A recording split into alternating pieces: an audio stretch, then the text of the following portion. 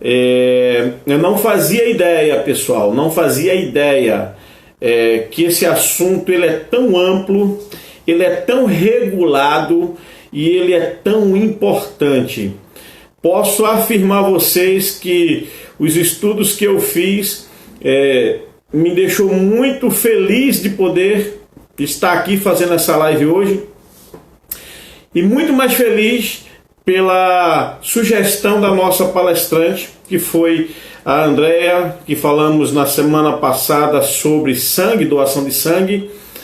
E, enfim, é uma grande responsabilidade essa live de hoje. O assunto é de uma importância gigantesca, principalmente porque estamos no Brasil, e no Brasil eu digo no contexto, infelizmente, da corrupção, do jeitinho, no Brasil, infelizmente, do esquecimento, mas nós iremos tratar desse assunto querendo que a informação chegue para você, meu amigo, minha amiga, meu seguidor, pessoa que admira o meu trabalho, que admira aí o trabalho da Andrea, que é seguidor dela aí nas redes sociais. Essa live ela foi preparada por mim, né, que tive que estudar o assunto. A Andrea é especialista, mas foi preparada com muito carinho. A partir do momento que eu entendi a grandiosidade deste assunto, a importância deste assunto, e é com muito carinho e dedicação que nós vamos ao máximo tentar levar esse conhecimento para vocês, para que nós, com entendimento, com conhecimento, possamos de fato ajudar a salvar vidas. Ajudar a salvar vidas quando nós estivermos naquele último momento onde a gente deu o último suspiro, que a gente possa dizer aos nossos familiares previamente: olhe, eu quero que com os meus órgãos seja salvo outras vidas. Então essa atitude tem que partir de você, e essa é a nossa proposta hoje nessa live. Eu e a Andrea levar esse conhecimento a você, para que você decida, ok? De salvar vidas com a sua morte, infelizmente, mas esse é o grande objetivo nosso aqui. Bom, sem enrolação, já vou chamar a nossa convidada de hoje. Ela já deu o ar da graça. Enfim, sejam todos bem-vindos novamente. E fiquem atentos, façam as perguntas que vocês quiserem fazer acerca do nosso assunto de hoje: doação de órgãos no Brasil. Ok? Vamos lá.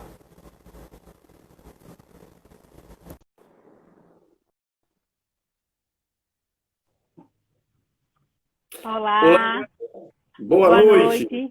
Boa noite, tudo bom? Tá me escutando bem?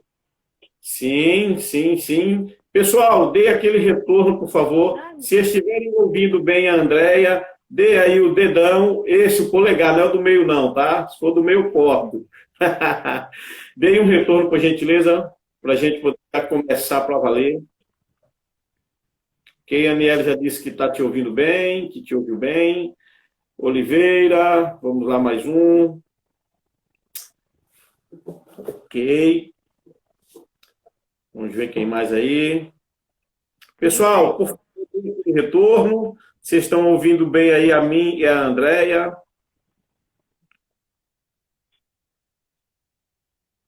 E aí, Andrea, como foi o dia? Tudo bem, estava participando de uma reunião agora. Acabou a minha reunião e já vim direto para a live. Ah, que bom, que bom. Pronto, já teve mais gente que deu o sinal verde aí. Então vamos lá. Andrea, olha, eu estou maravilhado. Eu já tinha gostado quando você sugeriu de fazermos essa live sobre doação de órgãos. Na medida que eu fui estudar um pouquinho, ler, assistir alguns vídeos, eu fiquei encantado com todo esse processo e, ao mesmo tempo, senti uma grande responsabilidade dessa live que a gente vai estar fazendo hoje. Com certeza. Né? Então, eu quero dizer a você que vai nos assistir e vai participar, pegue depois, essa live vai ficar salva no IGTV, vai para o meu canal no YouTube. Eu não estou aqui atrás de like, não estou atrás de curtida, não estou atrás de compartilhamento, não estou aqui para vender conhecimento. O meu intuito aqui é seguir adiante com a minha missão, que é levar conhecimento importante para as pessoas. Então, pegue essa live, leve para as pessoas e vamos diminuir o número de essa fila que está aí à espera de um transplante. É muita gente. Não é isso, Andréa? Exatamente. Queria logo, antes de tudo, me apresentar, né? Eu sou enfermeira. Eu trabalho com a doação de órgãos, na verdade. Eu sou enfermeira da captação de órgãos da unidade de transplante de fígado daqui de Pernambuco. E a doação de órgãos entrou na minha vida ainda como estudante. Existia uma liga, na verdade ainda existe a liga de transplante de fígado dentro da Universidade de Pernambuco. E eu entrei nela como estudante e quando eu me formei, acabei ficando como enfermeira, como coordenadora, inclusive hoje, dessa liga. E eu sugeri o tema porque é de extrema relevância, até porque precisa-se realmente existir um engajamento da sociedade para que ele ocorra. O transplante não ocorre se não houver uma família dizendo sim naquele momento da doação de órgãos. Então, é de extrema importância que a sociedade realmente esteja a par de como isso ocorre para que realmente esse procedimento ocorra. O transplante ele é o procedimento mais caro do SUS e, pasmem, o SUS ele paga todo esse procedimento, inclusive internamento e medicações.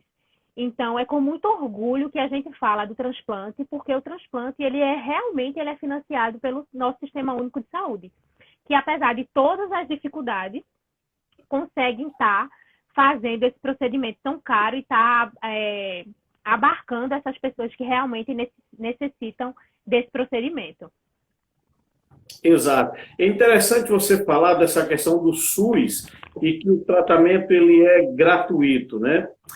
Em um dos vídeos que eu assisti essa semana aí, falava acerca de países, né, do mundo que as pessoas ricas elas pagam o transplante e as pessoas pobres elas não têm condições de pagar, então elas vão ficar na fila ali até morrer.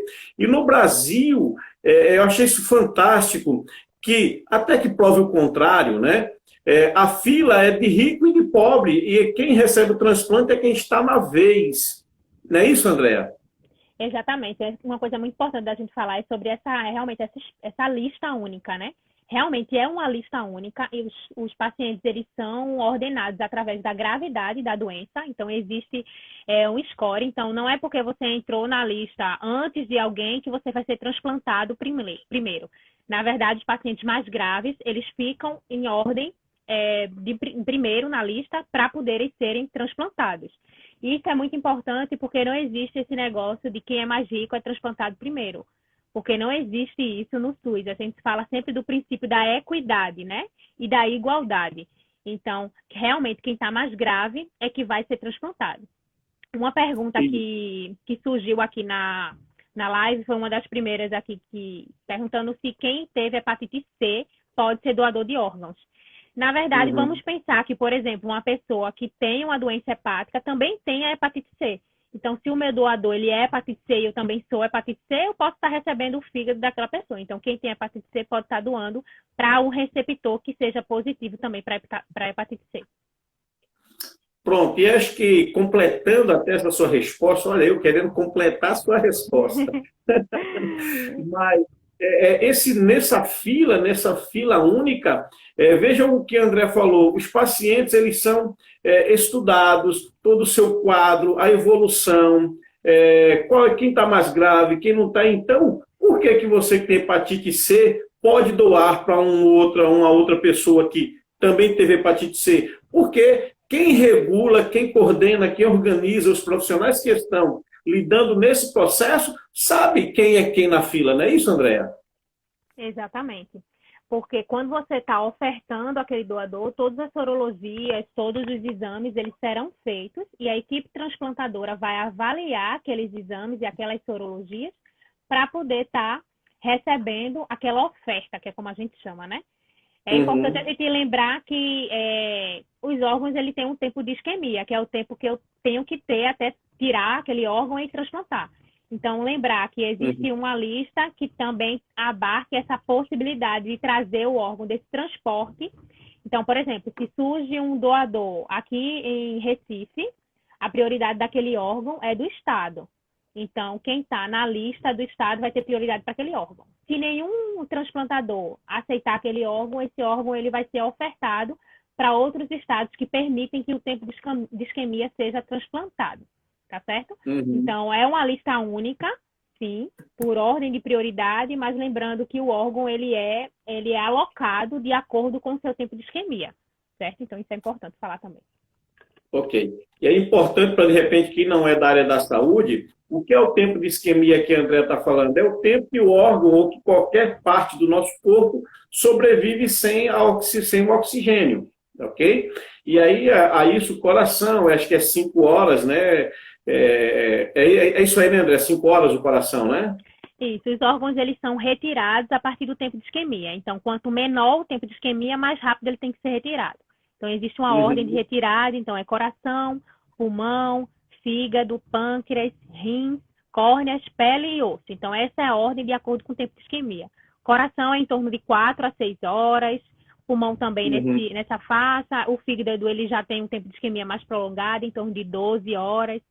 Os rins, dependendo do tipo de solução, pode chegar até a 36 horas de tempo de isquemia. Esse tempo de isquemia é o tempo que eu tiro para transplantar. Então, tenho esse tempo para poder. O coração ele precisa de 4 horas. A partir do momento que eu retiro, eu tenho que começar a contar o tempo para eu poder transplantar. E ele só pode ser transplantado até 4 horas. E, lógico, quanto Perfeito. menor esse tempo de isquemia, melhor o prognóstico do paciente pós-transplante. Perfeito. Eu sei que quando a gente fala do tempo, a isquemia, o tempo de transplante, logo aqui para mim já tem uma sequência do assunto, pela logística toda que envolve isso, eu pude estudar algumas coisas sobre isso, mas eu quero voltar ainda naquilo que pode fazer a diferença em quem de repente a gente vai conseguir convencer hoje aqui. Que é o seguinte, voltando ainda na questão da fila, um dos vídeos que eu assisti, André, era de um presidente da Associação Brasileira de Transplantes. Esse vídeo era de 2 anos atrás, não sei se essa pessoa ainda está, mas ele falava uma coisa importante. A idoneidade, a segurança, e vamos chamar, por que não, a honestidade do processo da fila. Qualquer pessoa pode, em tempo, a todo momento que quiser, checar aonde ela está, se a fila está andando, como que está esse processo, não é isso? Fala um pouquinho para a gente, André, disso. Exatamente. Todos os pacientes eles são cadastrados no cadastro técnico único, que é o CTU. E o paciente ele tem acesso a todas as informações desse cadastro, até porque ele precisa estar também atualizando seus exames para, a partir dessa atualização, ele continuar na fila na fila de espera na ordem, né? No caso, ele precisa estar sempre com esses exames atualizados.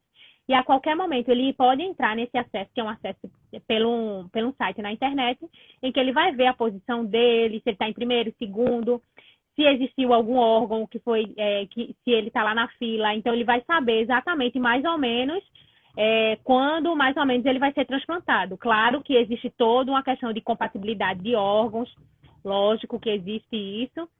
A partir do momento que ele vê lá, mas ele pode realmente consultar a sua posição nessa fila. Exatamente isso. Ótimo. Então, para você que está nos assistindo, que irá assistir, entenda uma coisa. O processo, ele é a prova de falha, ele é a prova de corrupção, é a prova de falcatrua, porque você pode acompanhar a evolução da fila. Volto a dizer, o nosso objetivo aqui é te levar informações importantes, seguras, reais, de todo esse processo que envolve a doação de órgãos, e você poder falar para os seus familiares, olha, quando eu morrer, eu quero que doe os meus órgãos. Antes, era um carimbo no documento. Hoje, não é mais a doação presumida, que era a nomenclatura de antes. Hoje, a doação ela é permitida. É a família que permite a retirada. Não é isso, Andréa?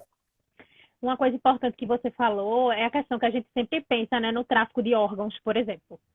A gente tem que lembrar que nossa legislação ela é muito segura em relação a isso, então há uma transparência e a maioria das coisas que vocês veem sobre tráfico de órgãos são pessoas que vão para fora do país para fazer isso.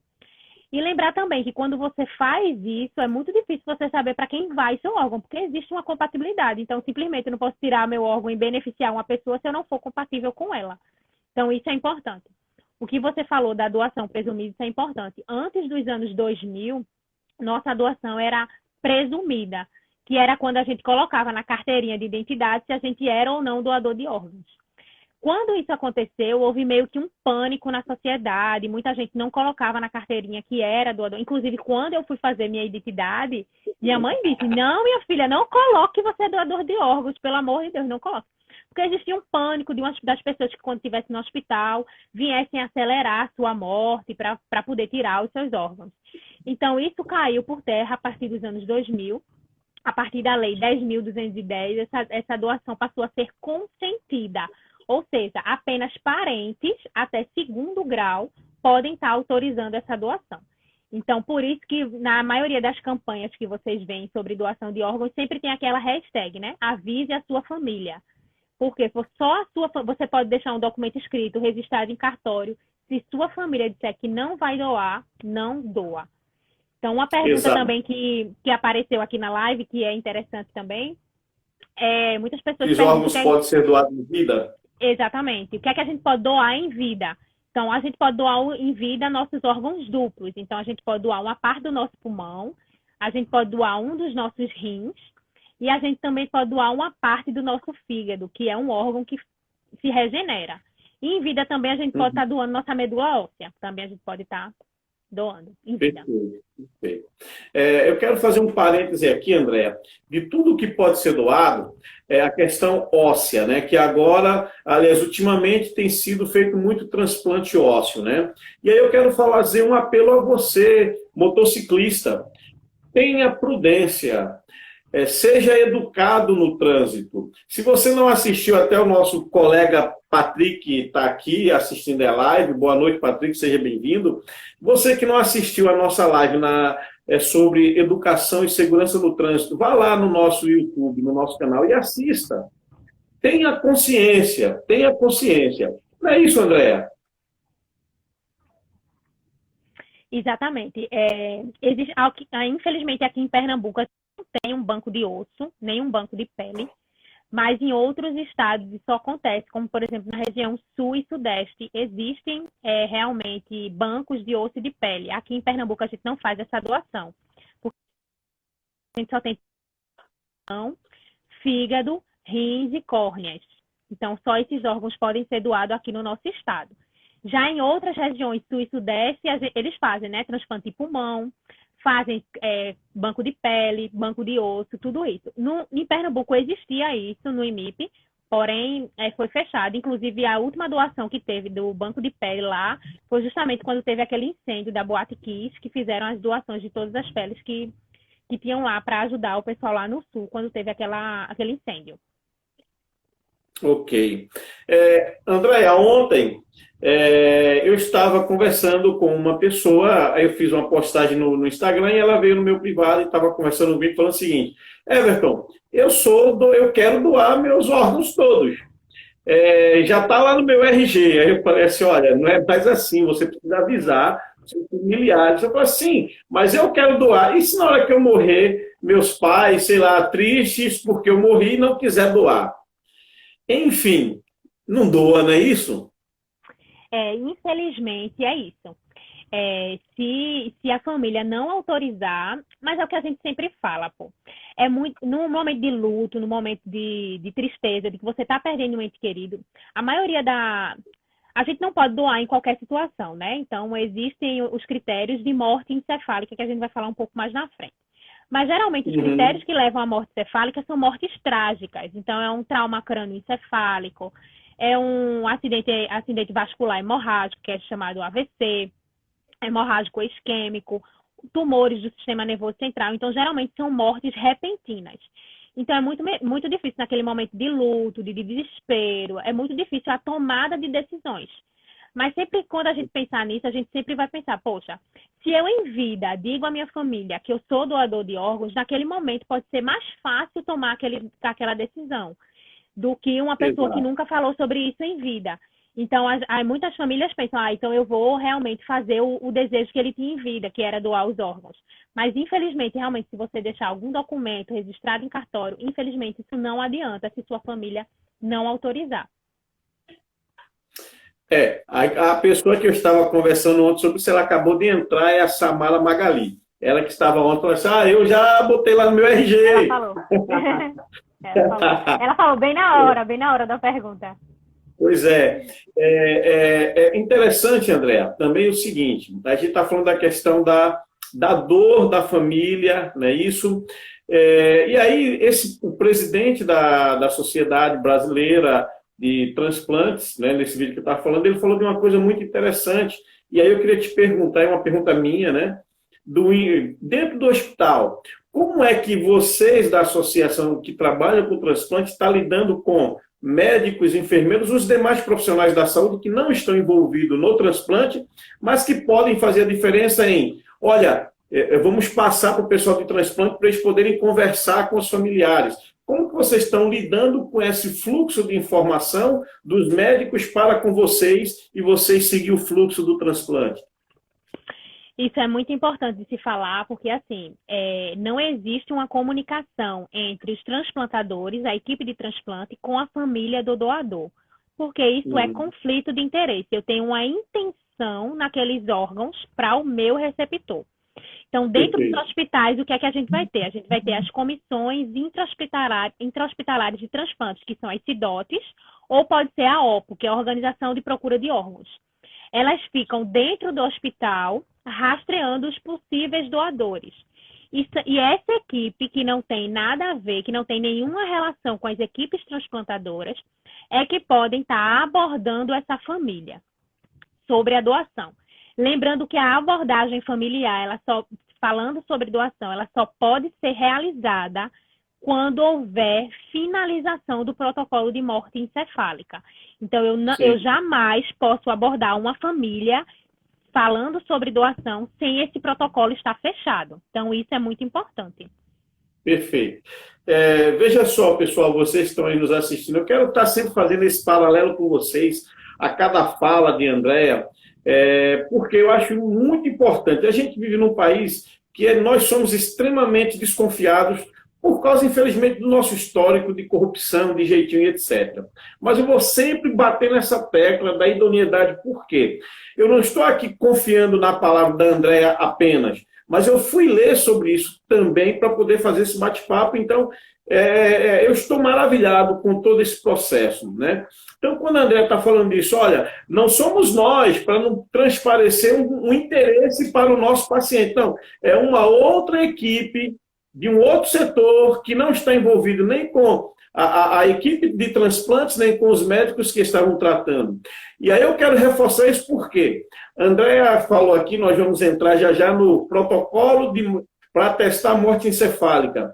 A coisa é tão séria que, se uma pessoa chega no hospital e ela deu entrada com um AVC, um acidente vascular cerebral, seja isquêmico hemorrágico, aneurisma, um TCE, enfim, e a equipe que o atendeu decreta a morte.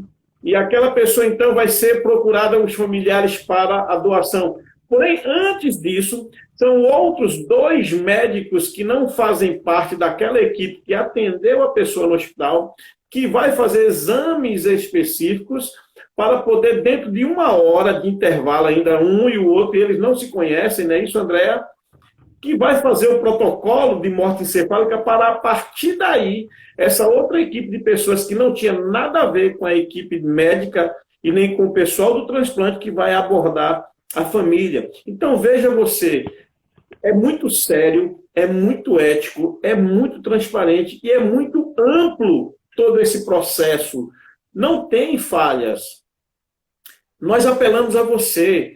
Enquanto você está bem, fale com seus familiares, passe essas informações, convença-os. Porque a gente está falando para você na condição de doador, mas e se for você na condição de receptor? Andréa, fale para a gente, então, vamos entrar no protocolo de morte encefálica? A gente falou um pouquinho que uma pessoa para realmente ter morte encefálica, precisa ter alguma doença, uma causa de base, que a gente chama de causa do coma, que geralmente é um trauma crânioencefálico. Então, a maioria dos acidentes de carro, de moto, né, muitos motociclistas são os nossos potenciais doadores. pessoas que sofreram AVCs, né, ou AVE, chamados acidente vascular encefálico, ou algumas pessoas que tiveram alguns tumores do sistema nervoso central podem evoluir para essa morte encefálica. E como é feito esse diagnóstico? Esse diagnóstico é feito a partir, primeiramente, que a pessoa tem que ter uma permanência mínima no hospital de 6 horas. Então, aquela pessoa tem que estar em observação durante 6 horas para eu pensar em abrir o protocolo de morte cefálica. Então, lá, ela realmente está sem nenhuma reação, vamos abrir o protocolo. Esse protocolo é feito através de 2 exames clínicos, feitos por 2 médicos diferentes, não participantes da equipe de transplante. Aí, o intervalo entre esses exames clínicos tem que ser de, no mínimo, 1 hora, certo? Então, a gente já tem 2 exames clínicos aí, que vai testar alguns reflexos, certo? Um exemplo desse reflexo é o reflexo ocular. Quando a gente coloca uma luzinha no nosso olho, nossa pupila tende a retrair. E, na verdade, quando a gente está em morte encefálica, isso não ocorre. Então, são vários mecanismos que a gente vai testar. Testou isso, a gente vai fazer, além desses 2 exames clínicos, a gente tem um teste de apneia, que a gente vai estimular aquele paciente a ter uma respiração espontânea. Esse teste de apneia dando positivo, então é mais uma característica que ele realmente está em ME. E ainda tem, para fechar o protocolo, a gente precisa fazer um exame de imagem. Esse exame de imagem ele pode avaliar o fluxo cerebral, ou a atividade cerebral. Então, a maioria pode ser feita através de um Doppler ou através de uma angiografia. Então, a gente tem 2 testes clínicos, mais um teste de apneia, mais um exame de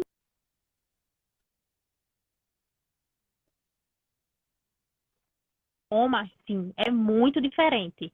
Porque quando eu faço meus exames clínicos, todos os reflexos eles vão estar ausentes em paciente em morte encefálica.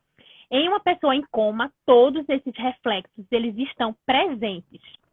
Além disso, meu teste de apneia num paciente com morte encefálica, ele não vai ter uma respiração espontânea. Já no meu paciente em coma, ele tem essa respiração espontânea.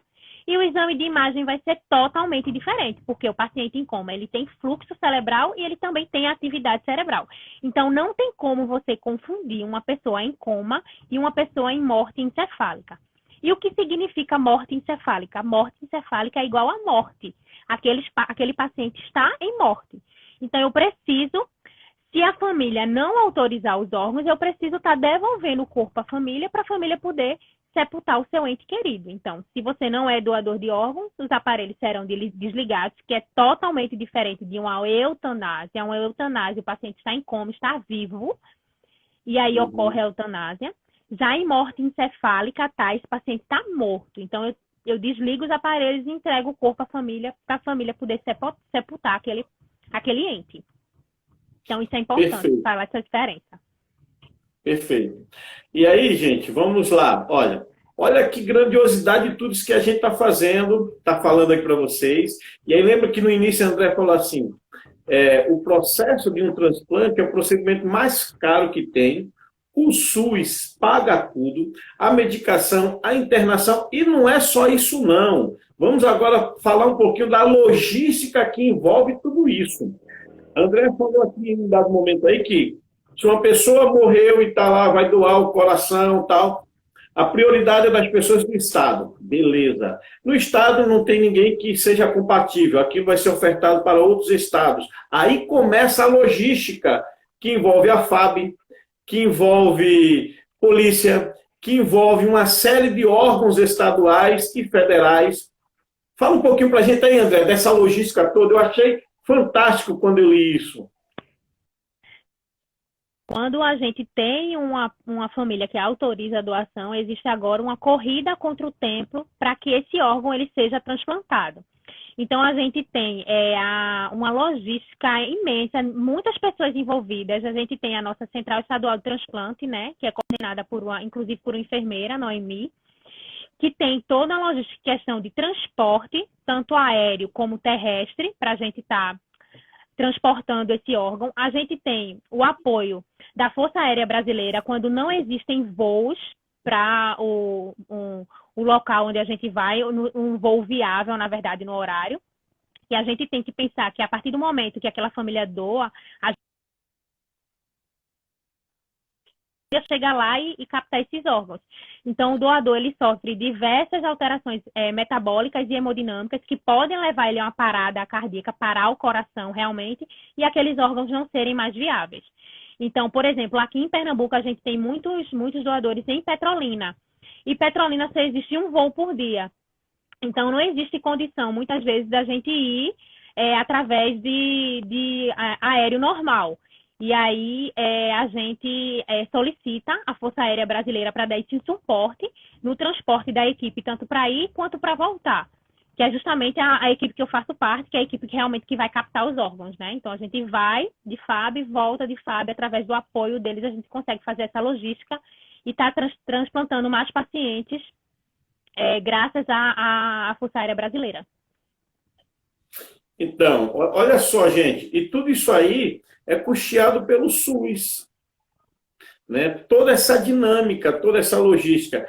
E aí, para você que acha que a vida é insignificante, olha que luta dessas pessoas, de toda essa logística para salvar os órgãos que vão salvar outras pessoas. E aí, quando eu falo os órgãos de uma pessoa que vão salvar outras, Andréia, uma pessoa pode salvar até 8 pessoas. É isso? Ou tem alguma coisa errada aí na leitura aqui do que eu fiz? É exatamente isso. No caso, contando, né, o coração, pulmão, fígado, os 2 rins, são 5 já, córneas também são 2. 7 ainda tem pele, osso, válvulas cardíacas, até ajudar mais gente aí. Eu vi muitas perguntas aqui. Primeiro, em questão de idade, né? Se existe alguma idade limite para fazer a doação dos órgãos. Na verdade, a idade é muito relativa. Então, a gente tem... Eu já fui para uma captação de um paciente com 72 anos, por exemplo, que o fígado dele foi transplantado. Então, vai depender muito dos exames laboratoriais, do aceite das equipes dos transplantes para essa pessoa, dos exames, e também na hora que a gente está lá fazendo a captação, quando a gente abre a cavidade, a gente também faz uma avaliação macroscópica daquele órgão. E aí a gente também pode estar fazendo essa avaliação pós-abertura do corpo, né? Outra coisa que perguntaram também, que eu achei super interessante, e é a dúvida de muita gente, é sobre a recomposição do corpo.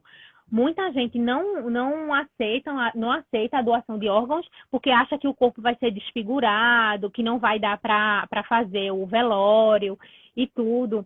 Então, isso é uma coisa importante de se falar. Dentro da nossa legislação, na Lei 9.434, ela fala que a equipe ela tem a responsabilidade de entregar o corpo devidamente recomposto para a família. E isso é bastante importante. Então, lá quando a gente vai fazer a cirurgia, a gente faz uma incisão, tá? Da fúrcula external, então, um pouquinho abaixo aqui nessa curvatura do pescoço, até a sínfise púbica. Então, a gente vai abrir todo o tórax do paciente para fazer a visualização desses órgãos. E a partir do momento que a gente termina a cirurgia, toda essa abertura ela vai ser suturada, vai ser limpa, e vai ser entregue à família de um modo que ela vai poder sepultar seu ente querido da mesma maneira, como se fosse uma cirurgia de grande porte, né? E em relação ao globo ocular, muita gente acha que vai ficar feio, não sei o quê.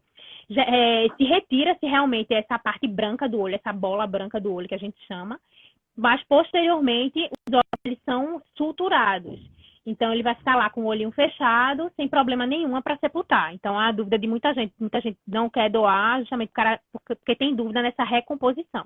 Então, o corpo vai ser recomposto, entregue para a família, para ela poder sepultar normalmente, velório normal. Não existe diferença nenhuma do sepultamento de um doador de órgãos por não doador. Não existe diferença nenhuma.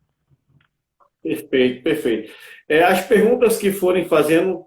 Você pode responder, porque aqui para mim está tudo travado, não estou vendo, não está subindo. Né? E seu áudio às vezes fica dando uma travadinha aqui, dando um delay. Mas você vai mandando ver aí. Tá? Dentro dessa colocação, eu achei muito interessante, de fato, você falar desse processo de como o corpo é entregue, né, para a família, para a questão do velório. Né? Eu vou entrar agora novamente, agora puxando, você falou aí da 9434, né, que foi de 97, a Lei 9.343 de 97. De lá para cá, ela teve algumas atualizações que foram atualizando alguns pontos dela, né? Inclusive aí a questão da doação presumida para a doação consentida nos anos 2000, né? Eu vi também, André, uma legislação, uma resolução do CFM, a 2173, que falava o seguinte, e essa pesquisa, para você que está aí nos assistindo, preste muita atenção, do nosso processo no Brasil. Às vezes a gente fala assim, no Brasil não tem do que se orgulhar, não, tem coisas muito boas aqui, e esse trabalho da captação e doação de órgãos é uma delas que a gente tem que aplaudir essas equipes.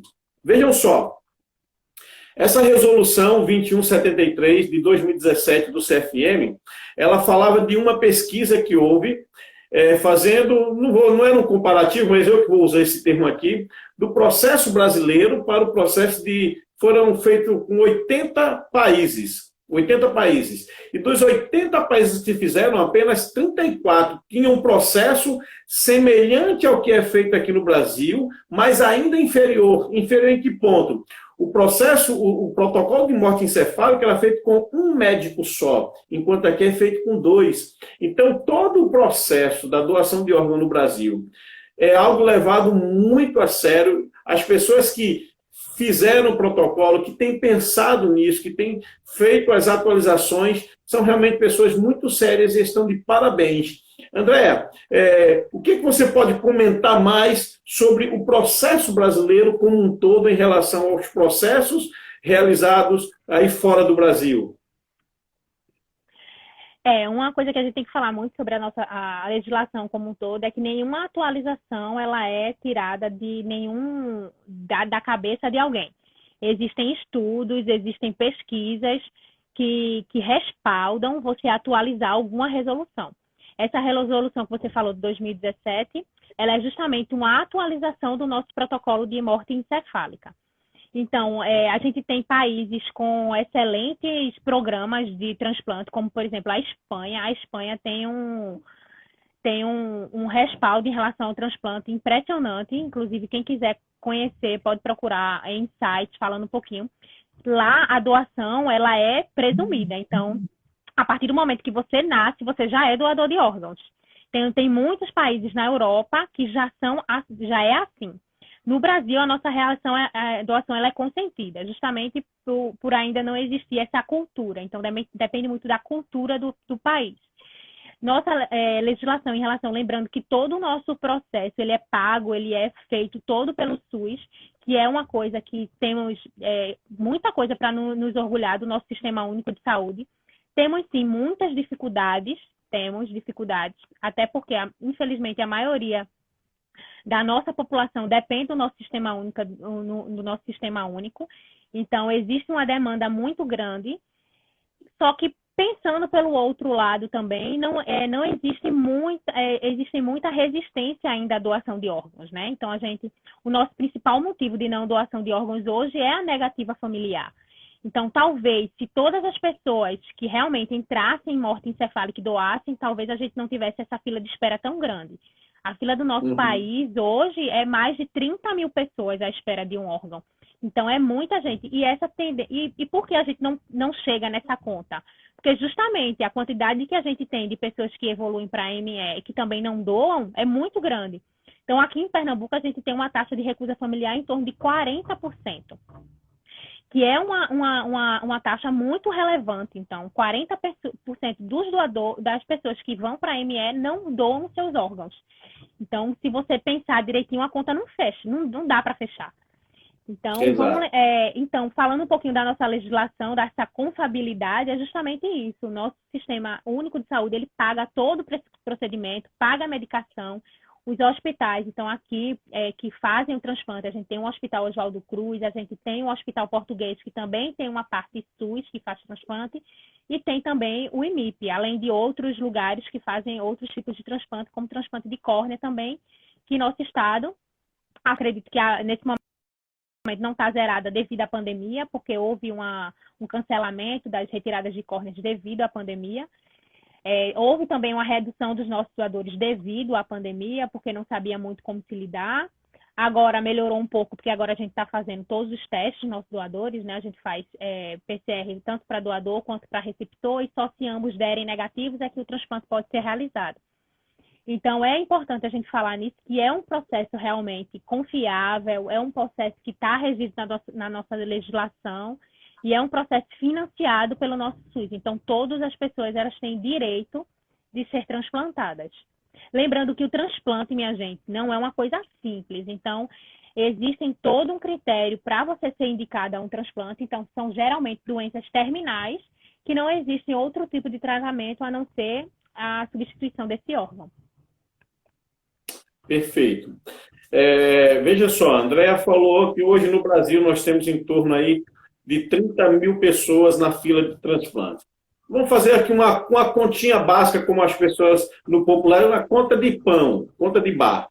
Hoje a população brasileira passou já dos 200 milhões de habitantes. Então, 1% da nossa população seria 2 milhões. Se nós temos aí 30 mil pessoas na fila de transplantes, nós temos aí menos de em torno de 0,3 a 0,4% da nossa população. Ok, gente? Então, assim, qual é a nossa ideia? É te levar informações seguras, você entender o processo, você conhecer a seriedade do processo, para que você possa falar, conversar com os teus familiares. E poder, ficou na dúvida, não lembrou de algum ponto, a live vai ficar salva. Pega ela, convida as pessoas para assistirem. Vamos ajudar essas pessoas que trabalham tão seriamente dentro desse processo da doação dos órgãos. Tá certo, gente? Esse é o meu apelo, esse é o apelo da Andrea, esse é o apelo das pessoas que trabalham com a doação de órgão no Brasil, né? Eu quero ainda pegar nesse assunto ainda, Andrea, voltar um pouquinho a uma pergunta que eu fiz anteriormente, por se você respondeu, me perdoe, passou batido, tá? Mas nesse processo todo a pessoa faleceu, foi feito um protocolo tal, como que funciona? Qual é o trabalho de vocês com relação à equipe médica ou à equipe de saúde para comunicar às pessoas para que seja executado o protocolo? Porque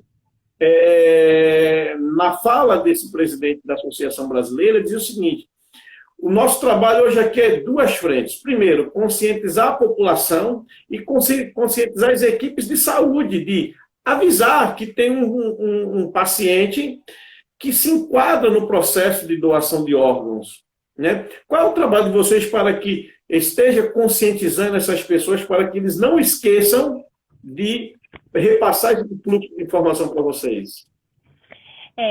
Em relação à conscientização da população, é porque é muito difícil a população, as pessoas entenderem que aquele seu ente querido, na verdade, está morto. Por quê? Porque o coração dele está batendo, não está frio, ele está respirando. Só que tudo isso deve-se aos aparelhos. Então, em relação à conscientização da população, é isso, as pessoas realmente entenderem o que é a morte encefálica, que é realmente um processo de difícil entendimento para quem não é da área de saúde. Porque você vê lá a pessoa com o coração batendo, respirando e tal.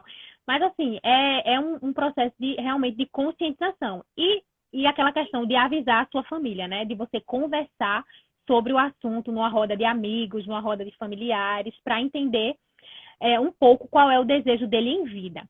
Em relação à conscientização dos profissionais de saúde, também porque existem dentro dos hospitais a busca ativa. A morte encefálica, ela é um processo de notificação compulsória.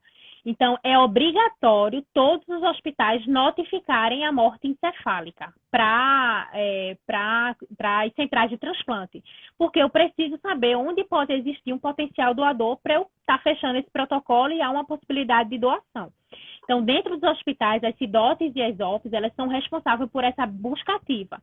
E onde é que vão estar esses possíveis doadores? Vão estar justamente nas UTIs e nas emergências referentes, que têm referência para trauma e acidentes vasculares encefálicos. Então, eles vão ligar para o setor através de uma busca passiva, que a gente chama, ou uma busca ativa. Eles vão lá nos setores e vão lá estar avaliando os pacientes que estão lá, que é o que a gente chama de Glasgow 3, né? Ou Glasgow 1 na nova atualização de 2018, que é aquele paciente que não tem nenhuma reatividade. Não tem reatividade motora, nem ocular, nem verbal. Então, ele não responde a nenhum estímulo, então ele pode ser um potencial doador. Ele só na verdade, ele é um possível doador. Ou um potencial doador quando começa a se abrir o protocolo de morte encefálica. Então, essa conscientização da população e das equipes de saúde é em relação a isso. A gente entender que a morte encefálica é uma notificação compulsória, então todos os profissionais de saúde eles têm a obrigação de estar notificando. Uma pergunta que fizeram aqui foi em relação ao transplante de córnea, que teve um irmão de uma pessoa que fez o transplante de córnea e que o tempo de espera dele foi menos de 1 ano. Foi de 1 ano, eu acredito que ela falou que foi 1 ano. Realmente, o transplante de córnea ele é rápido. A maioria dos estados, eles têm essa fila de espera zerada. Por quê? Porque a córnea, ela pode ser doada após parada cardiorrespiratória. Ou seja, na morte encefálica, eu não posso deixar meu coração parar para eu poder doar os órgãos. Os órgãos, eles têm que estar lá. O coração ele tem que estar bombeando sangue para eu manter aqueles órgãos para poder doar. Já uma pessoa, por exemplo, que teve uma parada cardiorrespiratória, ela pode estar doando seus tecidos. Então, a córnea, ela é um tecido. Então, pós-parada cardíaca, então, os profissionais que retiram a córnea, geralmente até vão lá no necrotério para estar retirando essas córneas. Então, é uma doação, entre aspas, tá, minha gente, mais fácil. Por quê? Porque a pessoa não está com o coração batendo, não está com todos aqueles aparelhos aparentemente respirando, né? Para poder doar. Então, ela já teve a parada cardíaca e aí ela pode ser retirada as córneas pós essa parada cardiorrespiratória. Aí por isso que a maioria das filas de córnea são zeradas. Aí por isso que é mais fácil transplantar de córnea. Talvez seja porque a córnea não é vascularizada, ou um pouco vascularizada, e aí ela, independente do coração, pode parar, mas ela continua ativa. Exatamente. Ok, beleza, joia, ótimo. André, uma outra coisa que eu queria que você falasse é o seguinte. Acho que foi feita uma pergunta no início aí de em vida o que pode ser doado. Ok, você falou. E a recuperação dessa pessoa que resolve doar a sua medula em vida, que resolva doar um rim ou parte do seu pulmão em vida. Como que é a recuperação dessa pessoa? Isso é uma pergunta. E a segunda ela se recuperou, ela corre risco de vir a ter deficiência respiratória, ou ela doou um rim, deficiência renal? Como funciona esse processo? A doação que a gente fala de órgãos vivos, elas podem ser feitas num grau de parentesco, né? Então, parentes até 4º grau podem estar doando para seus parentes. Se não for aparentados, só através de decisão judicial. Existem todo o acompanhamento desse processo, tanto psicológico como todo da equipe médica. Lembrando que qualquer procedimento cirúrgico corre seus riscos. Então, quem vai doar esses órgãos, parte desses órgãos ou a medula óssea, eles passam por um acompanhamento médico e psicológico e falam de todos os riscos que a pessoa pode ter durante a cirurgia, pós-cirurgias. Quer dizer que se eu doar meu rim, não quer dizer que eu preciso de um rim lá na frente. Pode ser que sim. Então, não há garantias de que você retirou aquele órgão e que você não vai ter nenhuma doença. Então, é conversado com a pessoa que vai fazer essa doação sobre todos os riscos, todos os possíveis riscos que podem sim ocorrer pós-cirurgia. E muita gente pergunta como é a vida de um transplantado, né? Pós-transplante. Como é vida normal, vida que segue. Ele consegue fazer todas as suas atividades normais, só que, claro, ele vai tomar uma medicação que a gente chama de imunossupressor, que é justamente para ele não rejeitar aquele órgão. Então, ele vai tomar uma medicação para sempre. No começo, pode começar com doses altas, mas, posteriormente, essa dose pode ser diminuída, né? Uma experiência que eu tive muito, muito, muito boa foi quando eu fui fazer meu estágio. Falta 5 minutos, 10 minutos, né? Pode continuar. Eu fiz um estágio no Rio Grande do Sul, em Porto Alegre, e lá eles fazem o transplante de pulmão, que aqui não faz. Então, para mim, era uma coisa, uma novidade, era uma coisa que eu queria muito ver. E eu vi um transplante de pulmão lá e conheci uma criança que fez o transplante de pulmão. Então, ela até participava das campanhas do Estado lá, quando eles faziam a propaganda sobre doação. E ele dizia lá na entrevista que não conseguia fazer atividade física, não conseguia jogar bola, não conseguia andar de bicicleta, porque ele ficava muito cansado. E quando ele crescesse, ele queria ser bombeiro, porque ele também queria salvar vidas. E aí, quando eu fui lá, eu assisti uma palestra que ele estava e que ele já tinha sido transplantado. E o depoimento dele foi incrível de lindo. E quando ele disse que ele disse que quando recebeu o órgão, né, o pulmão, que ele abriu o olho, aí ele disse assim: foi a primeira vez que eu consegui puxar o ar. Então, veja, eu me emociono às vezes, porque realmente uma coisa tão simples como puxar o ar. Ele disse que ficou assim, abismado, porque ele conseguia puxar o ar.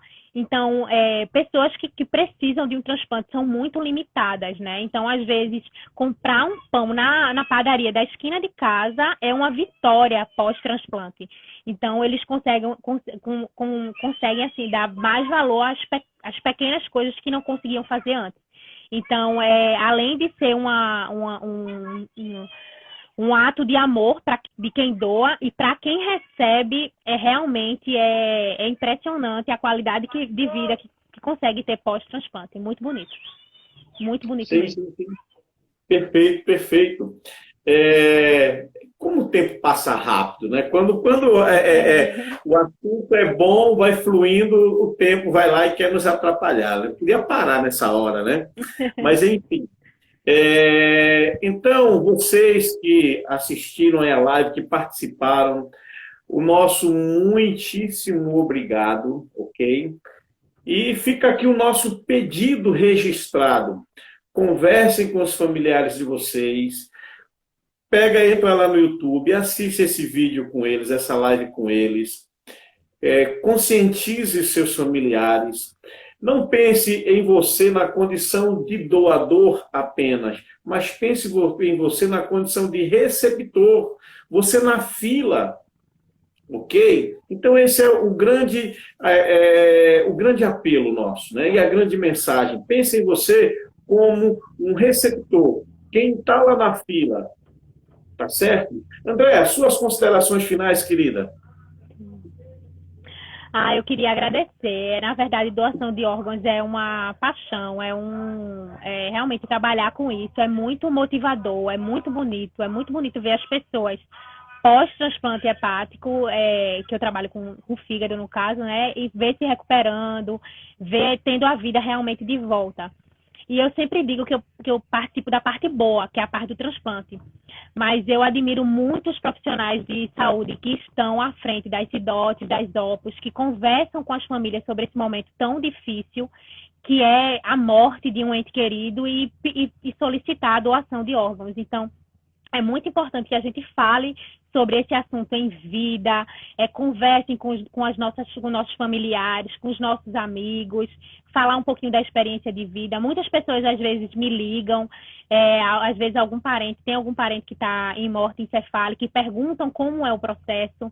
É um processo demorado, a partir da notificação, do aceite daquele órgão pelas equipes transplantadoras é demorado, mas a maioria dos trabalhos que falam sobre essa satisfação pós-doação é muito importante. As famílias, elas se sentem muito agradecidas por terem doado, mesmo com todas as dificuldades do luto, do tempo de espera pelo corpo. Então, às vezes, naquele momento que você toma essa atitude de estar ajudando o outro, eu sempre falo que a doação é você estar se doando, você pensar no outro, né? Então, pensar naquela pessoa que está na fila de espera é um momento difícil, mas também, depois que tudo isso, que esse luto vai diminuindo, é uma gratidão muito grande quando você tem esse gesto. Então, é por isso que é tão importante a gente falar sobre esse assunto. Queria muito agradecer a oportunidade de estar falando sobre isso. É muito bom a gente passar informação, receber conhecimento. Muito bom aqui estar tirando a dúvida de vocês. Quem quiser também pode ir lá no meu Instagram se tiver alguma dúvida que a gente não tenha respondido aqui, pode ir lá e falar também comigo, tá? Fico à disposição. E só agradeço a oportunidade de estar falando sobre esse assunto aqui. Muito obrigada mesmo. Perfeito, André. Você que tem aí acompanhado aí as nossas lives, na semana que vem nós teremos aqui uma semana especialíssima, levando conhecimento para vocês. Então, veja que programação interessante. Segunda-feira, dia 10, 19 horas, eu estarei recebendo um amigo, um sargento do BM do Maranhão, e o nosso papo será sobre sistema de comando de incidentes, incidentes de grande porte, como é que funciona a logística de atuação ali. No dia 11, na terça-feira, às 20h30, estarei recebendo um amigo do Rio de Janeiro. Nós estaremos batendo um papo sobre logística de desastres naturais urbanos. Esse amigo ele esteve lá comandando as atividades de logística em Brumadinho, em Mariana, no Espírito Santo, competentíssimo, tá? Vale a pena. No dia 12, nós estaremos falando sobre o protocolo RMC, que é restrição de movimento de coluna, com um outro amigo aí, um paramédico da Argentina, gente boníssima, jovem, uma cabeça fantástica de entendimento em atendimento de emergência. Será às 20h30. No dia 13, na quinta-feira, estarei batendo um papo com uma psicóloga, amiga nossa, sobre saúde mental, né? Nesse momento de pandemia, em situação de estresse, saúde mental. No dia 14, aí já não vai ser um bate-papo, não vou estar recebendo nenhum amigo, vai ser comigo mesmo, eu vou estar falando sobre os protocolos de reanimação cardiopulmonar para profissional da saúde, para leigo treinado, leigo não treinado, protocolo 2015, 2017, enfim, bate-papo fantástico, e vamos embasar o programa Hands Only, o meu projeto de reanimação cardíaca fácil, onde a gente vai nos lugares e leva o projeto aí gratuitamente. E no dia 15, vou estar recebendo um amigo advogado, vamos bater um papo sobre legislação na prática. Cerol. O que a lei fala sobre Cerol?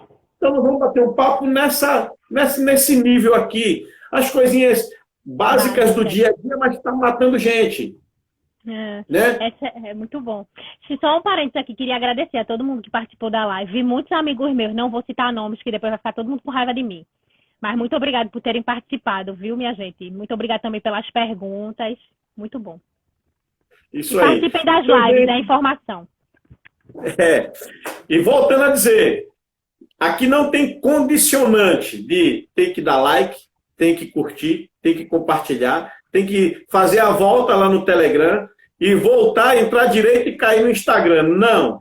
Está de graça lá no YouTube, quer assistir, assiste, quer baixar, baixa, não tem condicionante nenhuma. A nossa proposta é levar conhecimento importante que salva vidas, que protegem vidas, tá certo? O nosso YouTube, para onde vai essa live, é Everton Marcelo -M Cursos, 25 segundos. Andréia, muitíssimo obrigado. Meu amigo, todo o meu respeito e admiração a todos vocês que atuam nos transplantes aí, viu? Muito obrigada. Forte abraço.